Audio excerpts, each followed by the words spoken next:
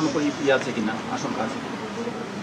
আইন শৃঙ্খলা পরিস্থিতির অবনতি হয়নি, কিন্তু শৃঙ্খলা বাহিনী হিসাবে এবং আমাদের সবসময় সতর্ক থাকতে হয়। কার্যক্রম নিষিদ্ধ ওই যে মাফিয়া বাহিনী আওয়ামী লীগের কিছু অপতৎপরতা লক্ষ্য করা যাচ্ছে।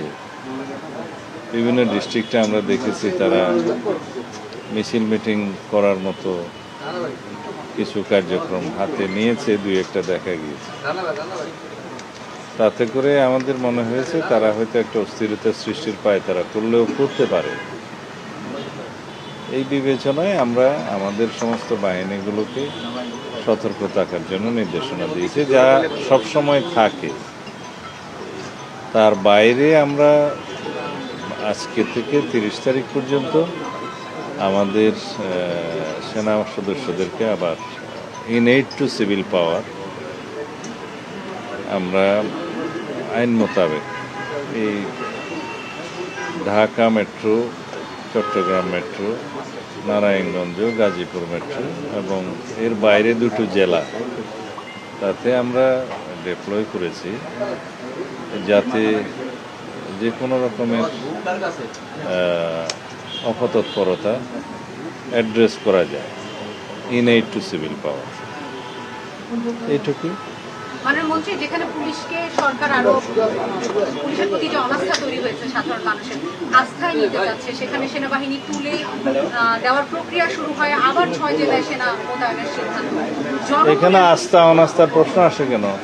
আমাদের পুলিশ বাহিনী যে সমস্ত কৃতিত্বপূর্ণ কার্যকলাপ করেছে, অ্যাচিভমেন্ট আছে, সবগুলো যেন আমরা পুরস্কৃত করেছি। দুই একটা জায়গায় যেখানে একটু শৃঙ্খলাপন্থী কর্মকাণ্ড করেছে তাদেরকে আমরা পানিশ করেছি। এখানে আস্থাহীনতার তো কোনো বিষয় নেই। আমরা সবসময় প্রয়োজনীয় ক্ষেত্রে ইন এইড টু সিভিল পাওয়ার, মাঝে মধ্যে বিজিবিকে আনি, মাঝে মধ্যে সেনা সদস্যদেরকে আমরা নিয়োগ করি। এটা ইটস রুটিন ওয়ার্ক।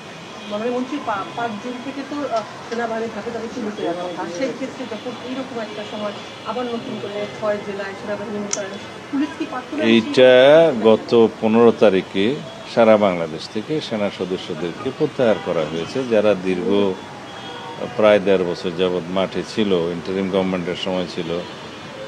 কিন্তু আমরা নির্বাচিত সরকার আসার পরে আমরা যত শীঘ্র সম্ভব তাদেরকে মাঠ থেকে প্রত্যাহার করেছি, প্রত্যাহার করা হয়েছে।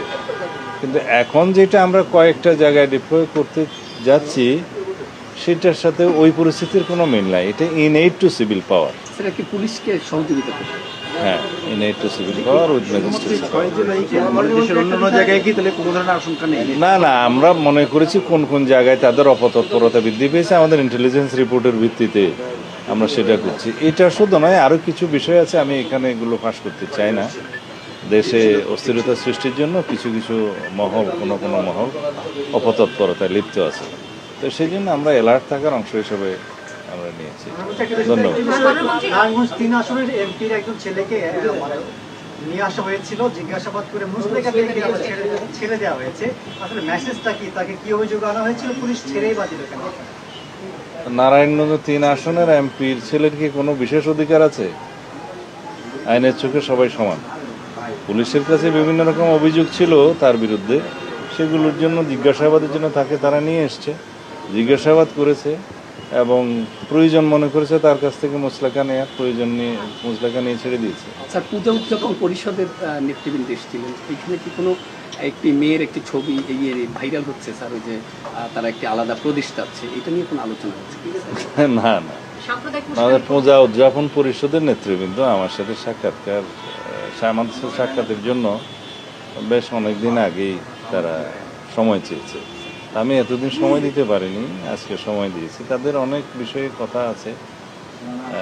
আমাদের দেশের যারা হিন্দু ভাই বোন তাদের পক্ষে তাদের অনেক দাবি দেওয়া আছে বিভিন্ন বিষয়ে, সেগুলো নিয়ে তারা কথা বলেছে।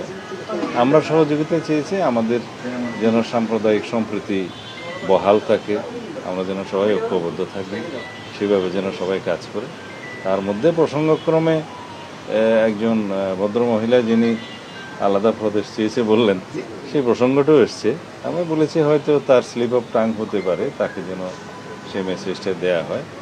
হয়তো অনেকে অনেক সময় বক্তৃতা দেওয়ার সময় অতি উৎসাহে অনেক কিছু বলে ফেলে। এই প্রশ্নটা একটু জানি হ্যাঁ। বলেন। এখন তারা বলছে ইন্টারিমের সময় থেকে খুন কি? বেশি হয়েছে 11 দল এবং জামাতের যে সেক্রেটারি তিনি বলেছেন যে আসলে ইন্টারিম গভর্নমেন্ট থেকে এই সময়টাতে আর আইন শৃঙ্খলা অবনতি সত্যিকার ডাটা, তথ্য, রিপোর্ট সবকিছু বিশ্লেষণ করে দেখুন, বিগত যে কোনো সময়ের তুলনায় অন্যান্য বৎসর এবং মাসওয়ারি অপরাধ চিত্র আমাদের এই সময়ে অনেক কম। 2 দিনের সমাবেশ দেখেছে আমাদের 11 দল তারা এই সরকারের যে নানা অপরাধ এগুলো নিয়ে আইন শৃঙ্খলা অবনতি এটা নিয়ে বিরোধী দল 11 দলের ব্যানারে সমাবেশ করছে, গণতন্ত্র বিকশিত হচ্ছে, তারা তাদের কথা বলবে, দেয়ার অ্যাট লিবার্টি, আমরাও আমাদের কথা মাঠে বলবো। মাননীয় মন্ত্রী, স্বরাষ্ট্রমন্ত্রী হিসেবে আপনি কালকে আওয়ামী লীগের যেহেতু প্রতিষ্ঠাবার্ষিকী, আপনি কোনো বার্তা দিবেন কিনা সাধারণ মানুষের আওয়ামী লীগ নামে কোনো সংগঠন তো নাই। নিষিদ্ধ কার্যক্রম নিষিদ্ধ, হ্যাঁ, ওভাবে বলুন। কোনো ধন্যবাদ। বার্তা দিবেন কিনা?